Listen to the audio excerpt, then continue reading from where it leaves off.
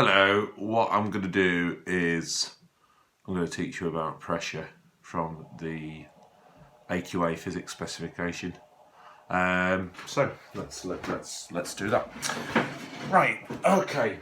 So from our previous learnings to do with pressure, we should be familiar that pressure is the amount of force that's exerted on a certain area.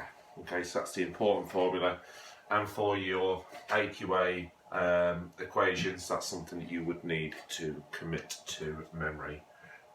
Force being measured in newtons, area measured in meters squared, and pressure you can either define as Newton per metre squared or pascals, which is a capital P and a lowercase a.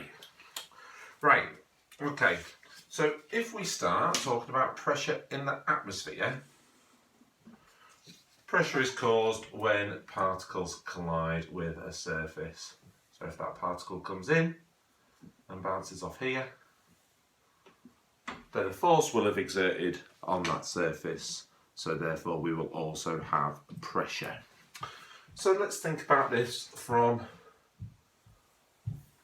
a grander scheme of things, and let's have a look at this on a larger scale.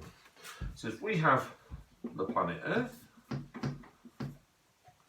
around the planet Earth there is the atmosphere.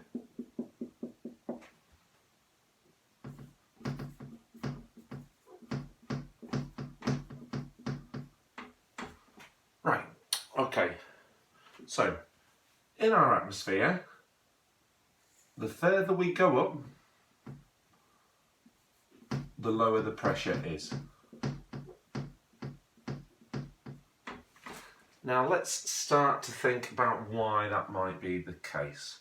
So if we've got a scenario where we have got a landscape, where we have got a mountain, and we have got a deep sea at the bottom, here, in terms of the weight of the air, there is a limited amount of particles towards there, so there is a low pressure. So for example, people who climb Everest will need a supply of oxygen, and the reason why is because the air is thinner towards the top of Mount Everest. Okay, if we think about areas of high pressure, then the highest pressure on this diagram would be at the bottom of the ocean. So it's kind of like those hijinks games that primary school children, lower school, secondary school children play, where, I don't know what you call it up north, but down south in the Midlands we used to call it pile on or pile up. And what happens is you have lots of kids all jumping on top of another one. The person who's going to feel the most pressure is the person at the bottom.